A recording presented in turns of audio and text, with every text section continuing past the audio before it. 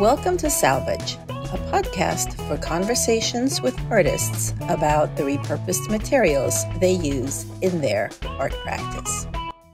Hi, this is Natalia Korover. Thanks for being here. Please enjoy my conversation with Christine Aaron. Christine's work investigates memory, time, and the fragility of the human connection. Found wood, shattered mirror, and hand-dyed paper become vehicles for content. The history of these materials and the traces of process that remain in the completed work speak to the way in which humans hold the physical, mental, and emotional marks of a personal experience. Thank you for being here, Christine. I'm really honored that you decided to join me on this podcast adventure. I'm glad you invited me. I give you a lot of props for making a decision that more in-depth conversation with other people and artists about these things is something of interest and could be of interest to other people. And you just did it, rather than what I would do is research and figure out and the best, and then never get to it. So right. I give you a lot of credit. I find that if I don't jump on an exciting idea, it's never going to get done. Or it very rarely will get done. Let's put it that way. And these are conversations that I enjoy having with my artist friends all the time. So when, I started this podcast when I had a conversation on an Instagram Live, and so many people commented and so many people were interested in that conversation that I was like, well, what am I doing? Why not turn it into a podcast? If I'm enjoying these and all these people are enjoying them, then let's just put them out there. And I think that's the truth. On a separate note, just to be able to talk with you for half an hour uninterrupted, we never have the chance, right? It's always a second here or there. So that's a treat. But I think artists I'm always curious about what somebody's process is, why they're choosing the materials they're choosing, or the histories behind that and how they got to where they got to.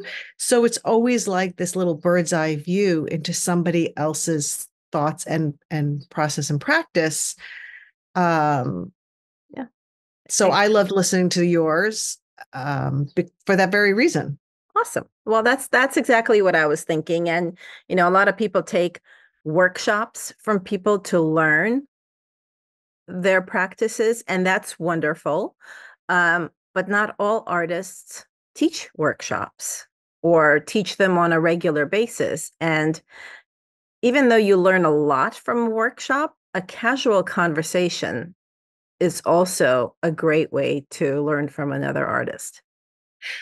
Well, I think I think there are advantages to both, but in casual conversations, there's a wealth of information that you might not even know you want. When you take a workshop, you're generally saying, this is a specific method I want to learn, not why am I using this method or materials or stuff like that. And I think that's the great thing about any artists in conversation with one another in groups is that there are all of these seeds that are kind of buried, and then over months, actually, they kind of start to fertilize and percolate and come up. Exactly. That's a perfect metaphor. I've been in the garden a lot lately, so maybe that's why. No, it's true. I listen to many podcasts, and I couldn't find one that talked about with artists who repurpose materials, but I listen to podcasts where painters have conversations or interviews, and I don't paint, but I thoroughly enjoy those conversations, and I pick up interesting tidbits that, I don't even realize at the time that I'm listening. Well, that's just it. Yeah. That's just it. It kind of goes in there. And then later, like I was just at the International Encaustic Conference in Provincetown, and I've been going, 11 years. But every single time I go, there's a tool I'll see and I'll say, that's what I need for something totally unrelated, but Yeah. or a conversation that starts an idea or collaboration that I had no intentions of in the beginning. And I think that's when you listen to a painting podcast, if you listen to five painters speak about their work or their method or their process, they're very different. Yeah, There's not one way that artists think about or approach their work, even if they're working in the same medium. exactly. Yeah. So I Yeah. think there's real, it's like looking into people's like shots of their studios. Like you Yes. know what's their setup, what do they Right. have there? There's something very Yeah. No, I agree. interesting about That's, that. visiting open studios is also like one of my top things because you want to see how do they set things up? Where does the magic happen? So, but let's Yeah. talk about where your magic happens or about the magic that happens in your studio. So you Okay. used to have a studio outside of the home, right? Yes. I had a studio outside the home. I mean, I worked on my dining room table for a long time. This is a Mhm. second career for me. And then I have three children, and when they were younger, I finally got an outside studio that I really valued for that reason. It allowed me a place to leave everything Yeah. and go there and have a very different mental space.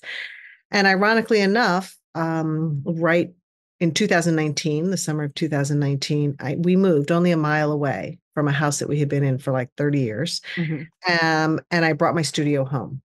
And I was very ambivalent about it. It's like, do professional artists work from home? Blah, blah, blah. I had this idea for so long that I needed to have this outside space to validate that I was a real artist, whatever that means. Hmm. But in any case, it was finished literally within a month of March 2020 when COVID hit. Your And timing, it was impeccable. it was.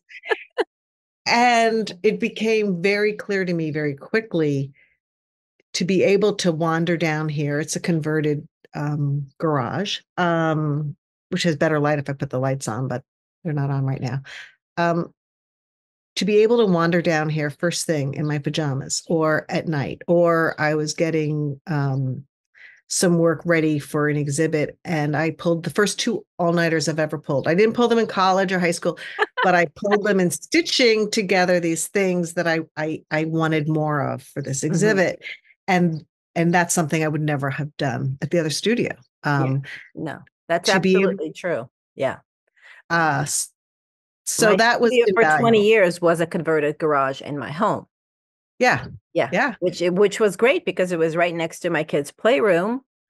While they were there and when they were in school, I had a little more time. But yeah, I could go down there in my pajamas or with my cup of coffee first thing in the morning. And now I have a studio outside the home. It's a whole different idea, different world. Well, it's true because you have a studio in the building that I had a studio in for a Yeah. long time. And it is wonderful, and it's a wonderful building and Mhm. gorgeous high ceilings and wood floors and stuff.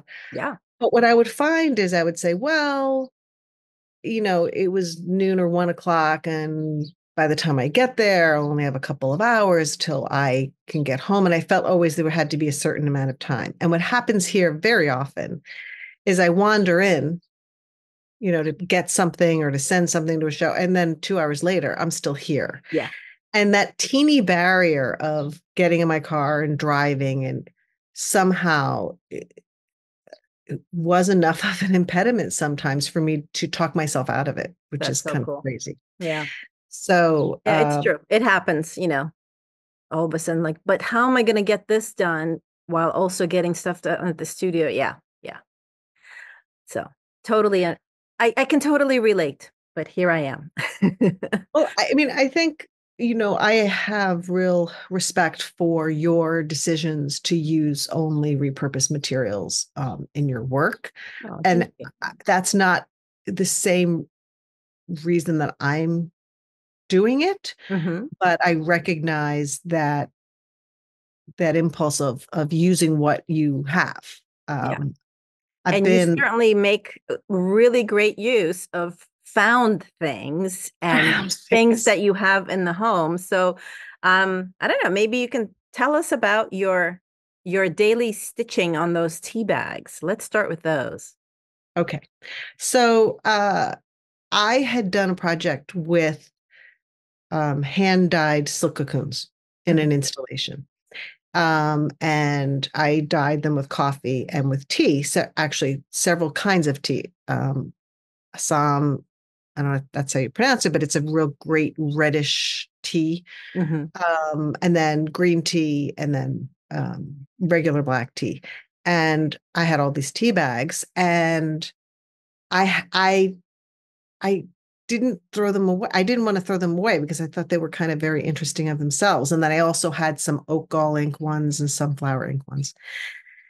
And it was during the time of, COVID and shelter at home, and not most people not being able to have access to their studios, and all of the stuff that was going on with the January 6th insurrection. And it was just a very overwhelming period. And I would find myself pacing, which I don't do, around the house, like an inability to focus on some of my larger work, my cyanotypes and my prints. I just didn't have the bandwidth Mhm. to do it. And I don't even know when I made the decision, but I thought, I think I'll use these little tea bags as canvases or supports.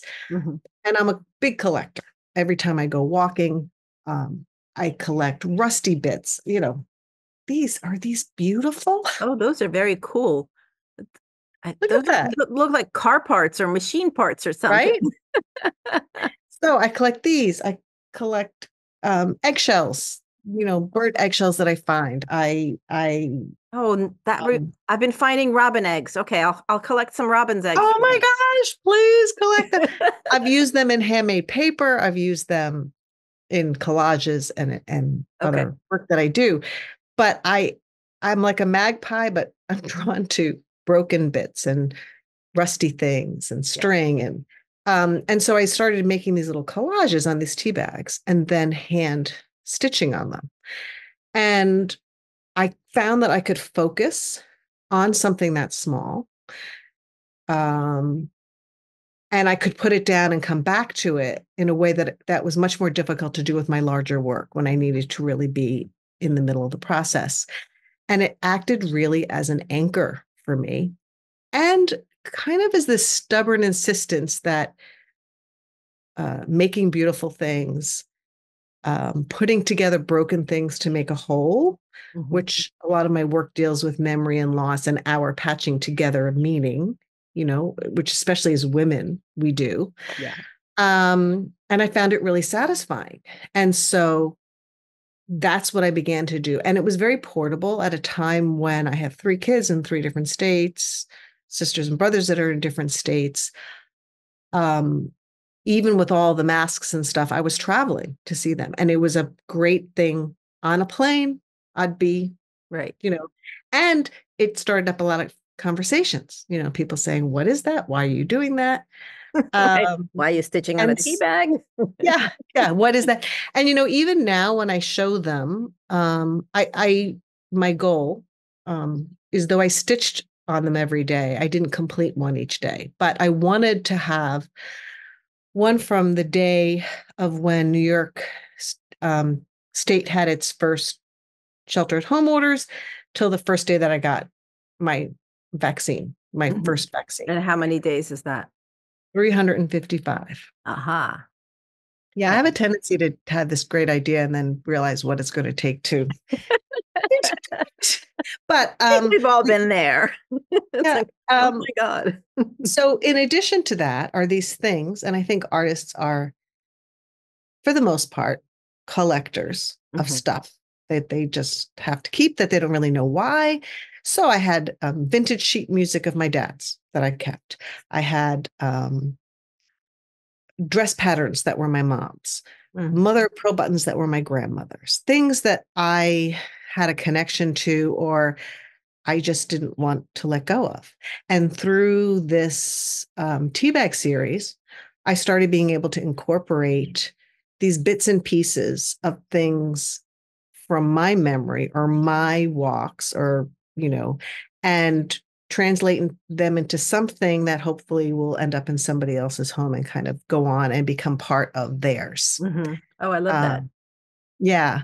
So how many are you in? How many have you done? More than half. Okay. Excellent. More than half.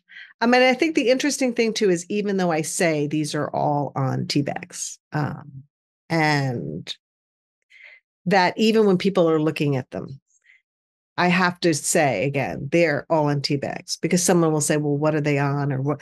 And it's like every single one of these is on a tea bag. Right. That was And yeah, used. in some of them, it's obvious that it's a tea bag. And others, it's completely covered up and you can't tell. Yeah. Yeah. Oh, Yeah. bark, Yeah. bark, rusty pieces, stuff like that.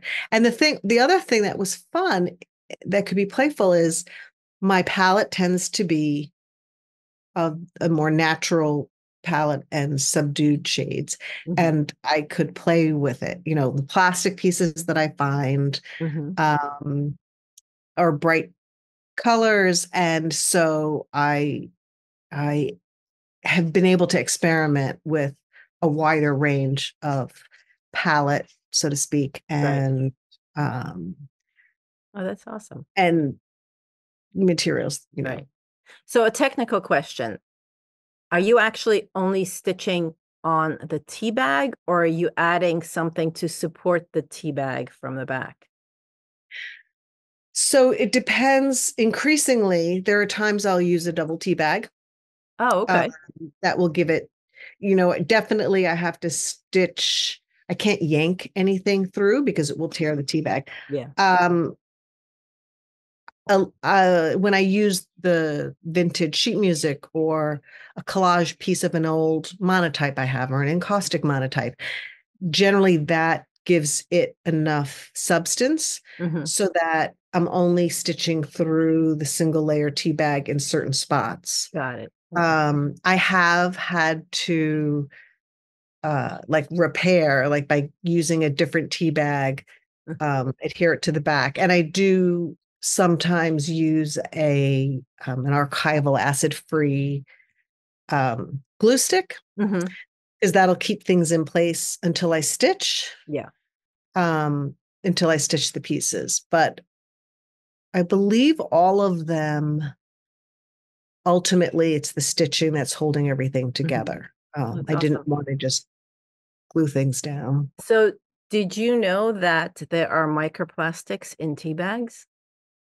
Oh, what isn't there microplastic? I just sent you an article this Yeah, morning. I started looking at it. I haven't No, you finished. don't have to. I mean, it's depressing. It's Yeah. basically, It's we know everywhere. that they're in water. We know that they're in the soil. And this is that it's in the air. So Yeah. like we're breathing it But the in. tea bags themselves, they have plastic in them to keep their shape. So when we're Really? making tea, the tea bag, because it's being heated, releases the chemicals Oh, that are in plastics. So we are ingesting our chemicals and probably microplastics with tea bags when we're drinking our tea. It's a good thing you use most of those tea bags for art, for dyeing things, not drinking it. it's true. Wow. Where did you learn? Will you send me I'll that? send you. Because I don't I'm, have an article on me, but I will send it to you. It's been a few months that I've heard about it. or I'll Google it. No, I'll send you the article and I'll include the link in the notes for the podcast as well, so other people can see it. And I'll include the link that you sent me this morning as well, because that was fascinating, In a scary, and sad, fascinating. horrible way. Yeah, Um, yeah. and so I have the teabag series. The cocoons are cocoons that have been used for you know, people Silk using production. them for silk production, for a lot of cosmetic things, Oh, apparently. Uh, so they're empty cocoons then that they're get empty discarded. cocoons Interesting. Okay. that I dyed, and then I stitched together thousands of these for an I installation, which you've pretty seen. wild. Um, but I think as an artist, we start asking more and more questions when we keep being drawn to a certain Hmm. material. And so then I realized that people were asking me, was the larva killed in order to, Oh, you know, yeah. um, and so I assumed no, because the people who are using the cocoons want the silk spun, Mm-hmm.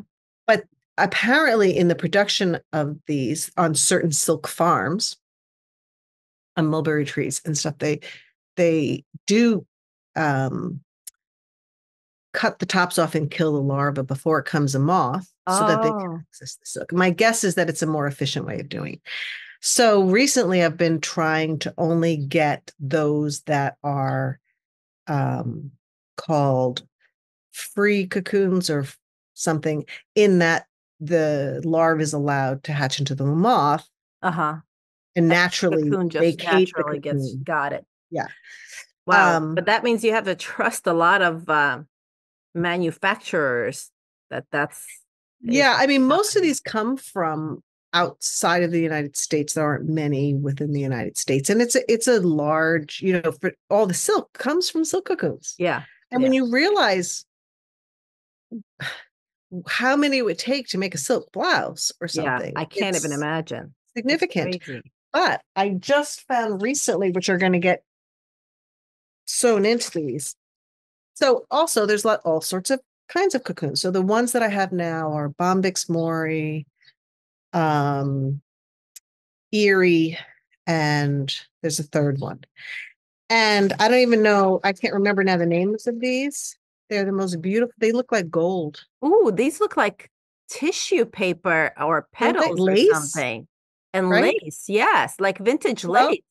this is a natural, I don't know, like the larva, all of these, the larva becomes a moth. Uh-huh. Um, and the cocoon, I mean, they're the most beautiful thing. Yeah, I would have never guessed Um, those were a cocoon. So cool.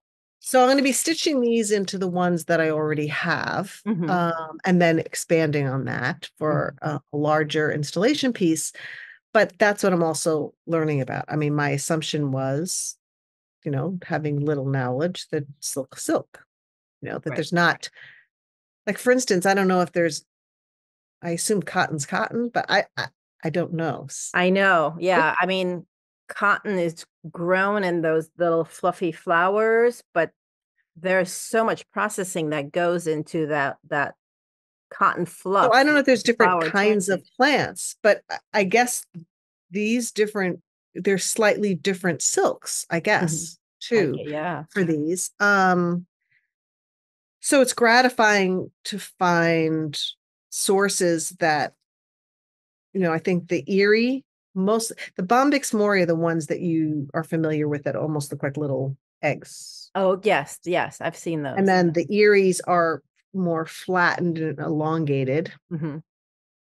And now I have a source that the larva is not killed first. And then these, which are, Yeah, these look more like leaves than cocoons. don't they look like the leaves that have been sitting out under the muck and then Yes, become skeletons? yes, But they're exactly. this Yeah, gorgeous gold. They're like, look like they're They're- tipped in gold. Anyway, yeah, they're I stunning. was very excited to find out about that.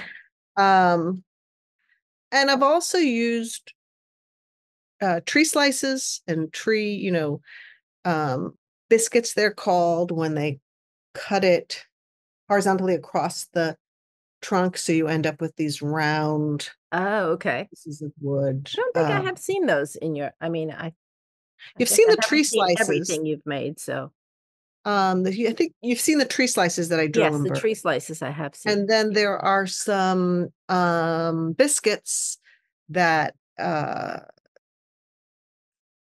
are filled with shattered mirror and stuff like Mm. that. I have bird's nests Yes, I that love I've your bird's used nest with in glass work. shards. Um, and then I use some of those materials in handmade paper. So I think all of these have kind of fed my collecting and holding on to things Hmm. um, that I feel are already imbued with a history. Wasp nests. I found some Yeah. paper wasp nests Oh, that are yes, I think I gorgeous. remember seeing some of your pieces with wasp nests. Very Yeah. cool. So Uh, you said you just came back from the encaustic conference. I didn't realize you were using encaustic in your work as well. well, it's interesting. I haven't a lot recently. Uh-huh. But when as you were speaking about communities in the beginning of our talk, that's why I go back. I mean, I give a talk now every year. The last couple of years, it's been about presenting work 2D, but mostly three-dimensional in a space Uh-huh. and all of the considerations you think of when you come off of the wall. Um, but I have friendships that formed from people that come from all over the country, and this is the only time I get to see them. Oh, that's great. So it's, but as I said, like I always come home with a supply list Mm-hmm. of things that I could use in my work, um, in different bodies of work, or that I have been wanting to experiment with. Um, I did a while back use the encaustic. I might come back. I mostly use the medium. I didn't paint with it so much as I layered with it. Okay. And so when I was printing on metal, I would then and allow any place where there's oil-based ink would not patinate or oxidize. Mm-hmm. And so then once that process had occurred and I had completed the kind of composition, whatever, I would put a layer of clear wax, encaustic medium over it, or paint into it some with the encaustic. Oh, I interesting. used it in my memory project when I coded the handwritten memories that were hanging from the ceiling with encaustic medium because Oh. it gave it just enough of body for it to hang straight, but also move in air current. Okay. So So I have used it, um, but I haven't been mhm. using it in the So last I'm couple. completely ignorant about encaustic. So what is encaustic medium? Oh, so it is beeswax and Damar resin. And I think the Damar resin, oh my gosh, anyone who knows me from the conference is going to be upset if I don't know this. Um, it stabilizes it, I believe, and gives it um, a little bit more rigidity. Okay. So it's when it's heated, it's a liquid form and you can dip something into it, or you can Yes, spread or it you on paint top of with it. something, a paint on Right. it. So Okay. then mixed with that, R&F is the company that started regularly making and is still the premier company up in Kingston, New York that makes these cakes. But there are also other vendors that make it. Mm-hmm. But there then pigment is added. Mm-hmm. And so then once it's heated on a heated palette, Mm-hmm. you can mix the colors and paint with it as paint.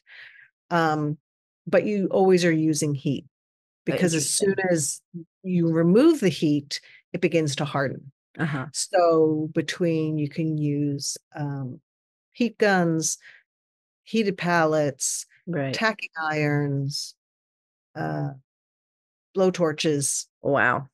Blow Yeah. torches. Haven't gone there yet. But I Blow know you torches have. I use with the tree slices. And Yes. I have not, I generally use a heat gun. I know artists who use the torches with their encaustic, and I never was as comfortable with that or I was more practiced using the heating gun. Got it. But outside with the burning a tree slice or burning something, Yeah. I kind of enjoy that. It's And I fun have to use stone walls big here. equipment, right? Yes, yes. Every now and then I have to employ a hammer or a screw gun and or a sander or something. It's like, yeah.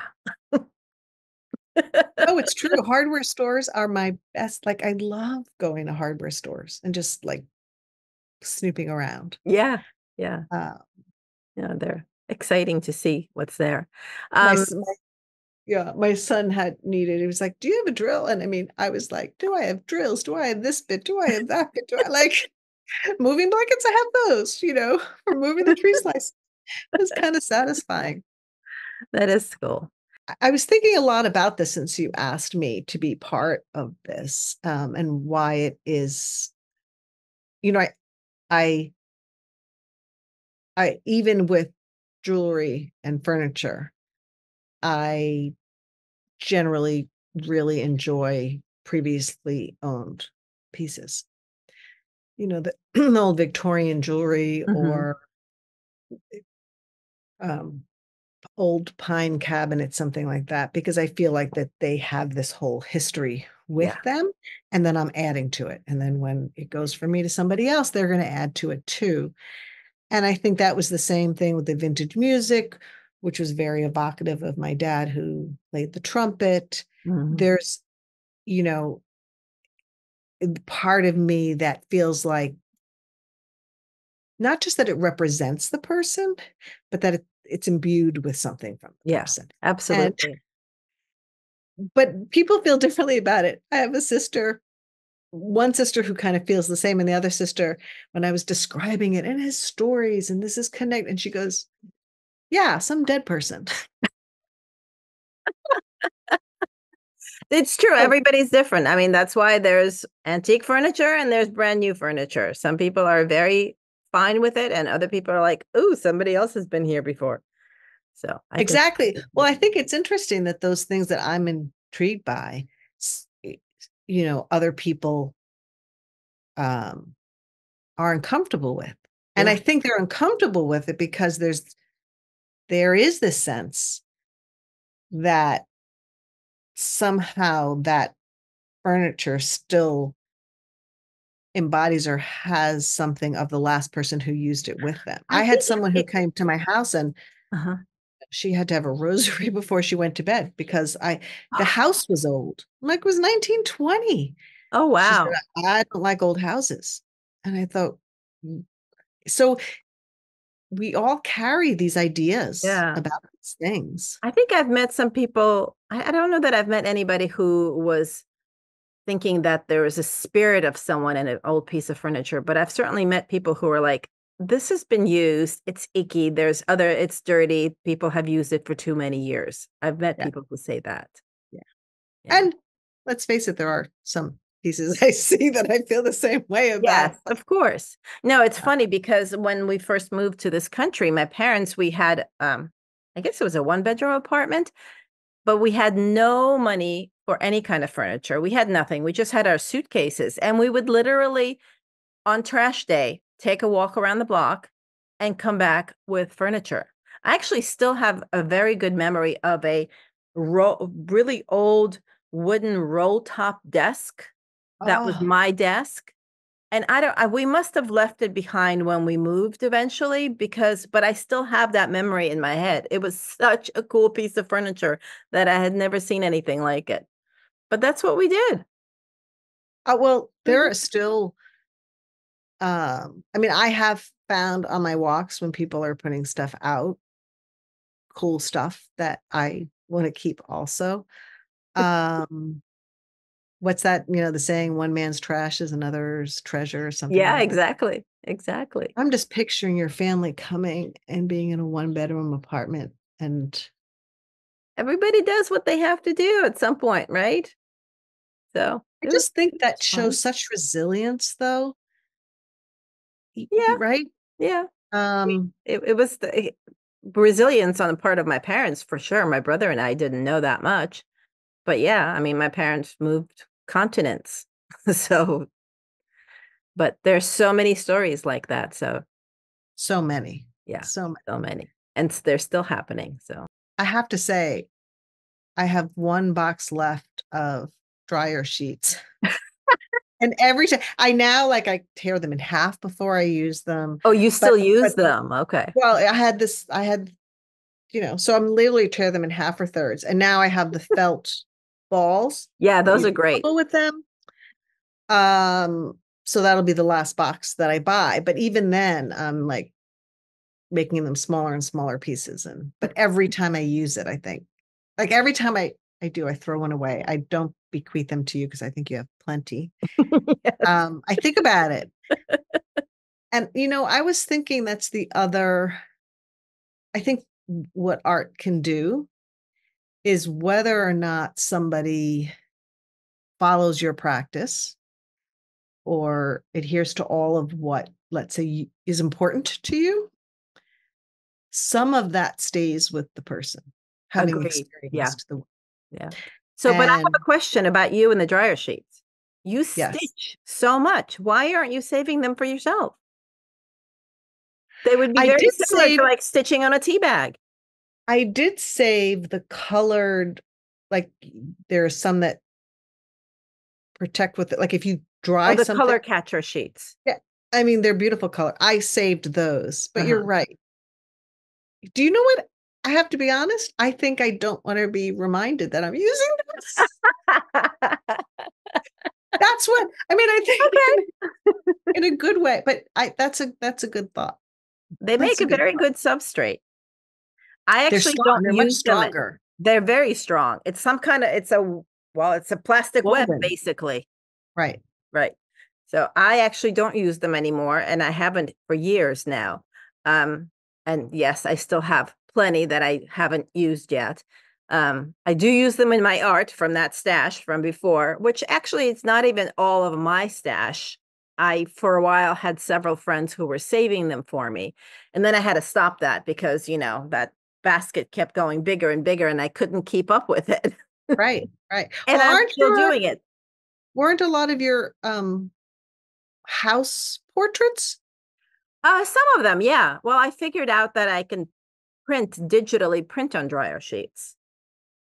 And that took off in that gave me a whole series of work. So I did a whole bunch of home portraits with that.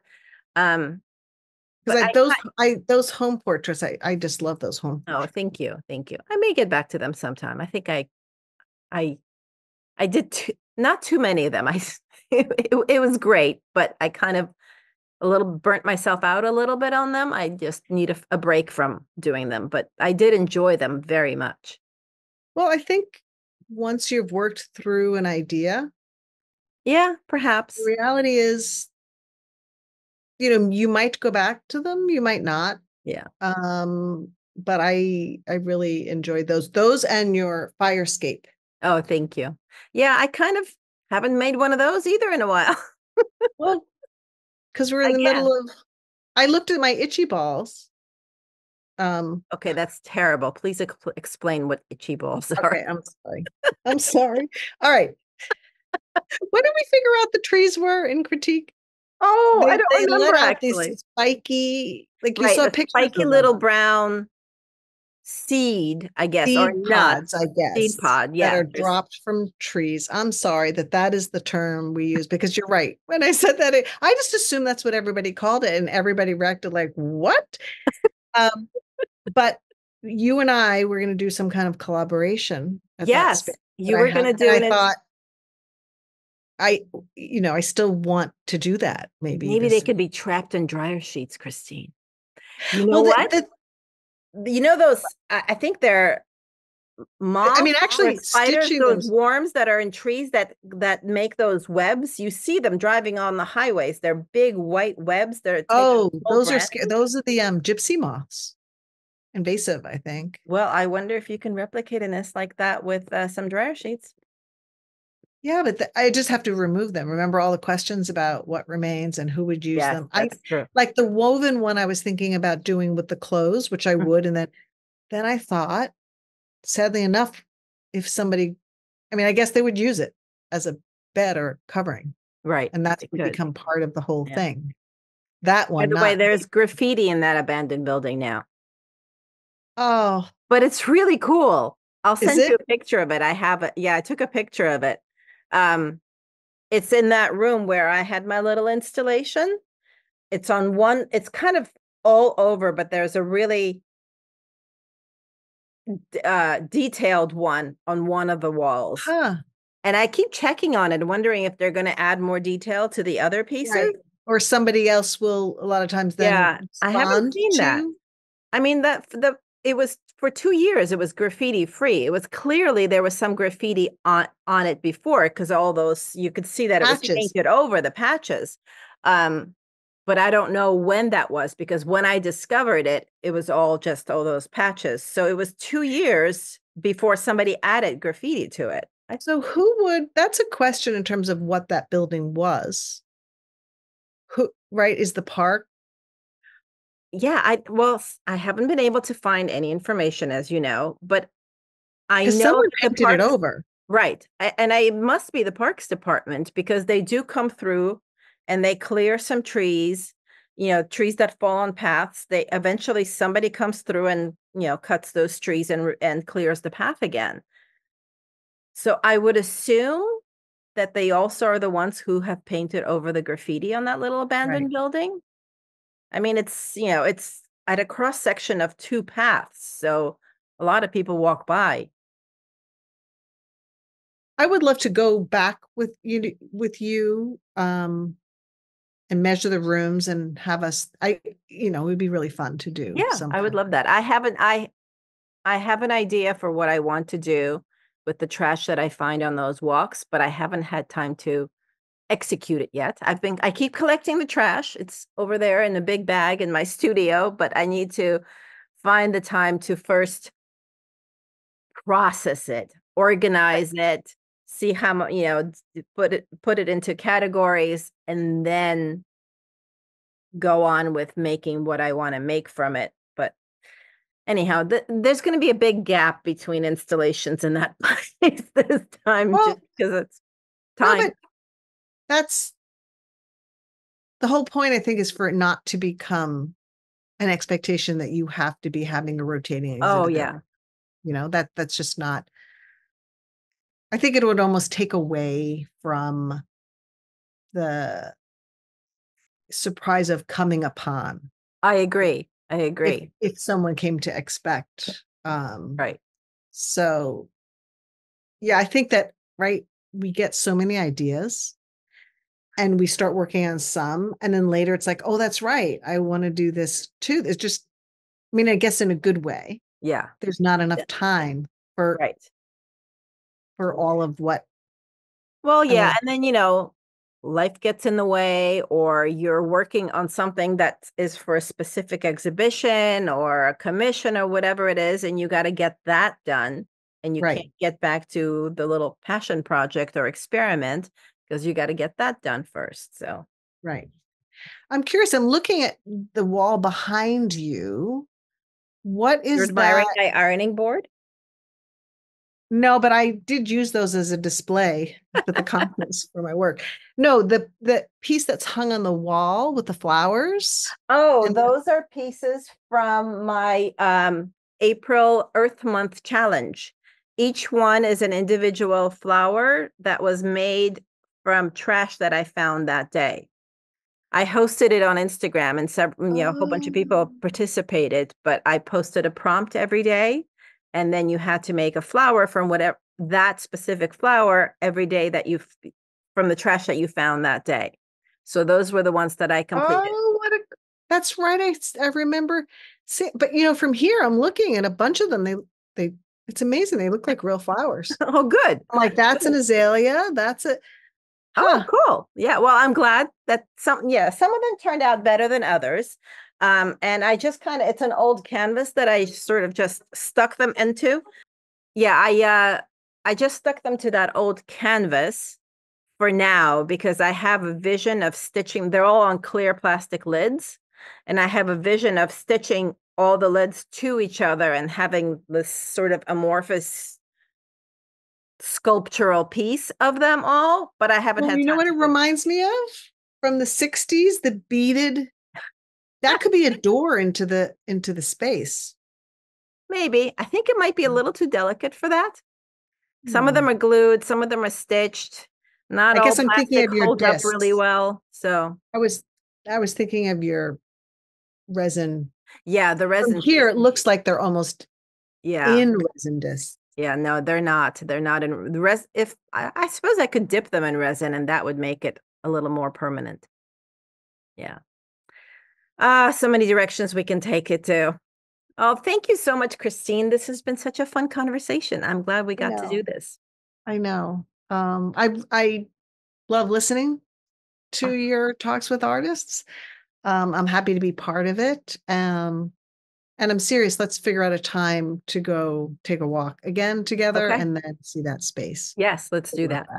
Yeah. All right. Thanks, Christine. Have a good rest of the day. You too. Bye. Bye. Hope you enjoyed our conversation. All the links are in the show notes, and I'll see you next time. This podcast was created, produced, and edited by me, Natalia Korover. Theme music by R.C. Gaida. Find out more about me at artbynatalia.com. Find out about my community at repurposercollective.com and about my kids' education initiatives at ecoloop.art. Thank you for listening.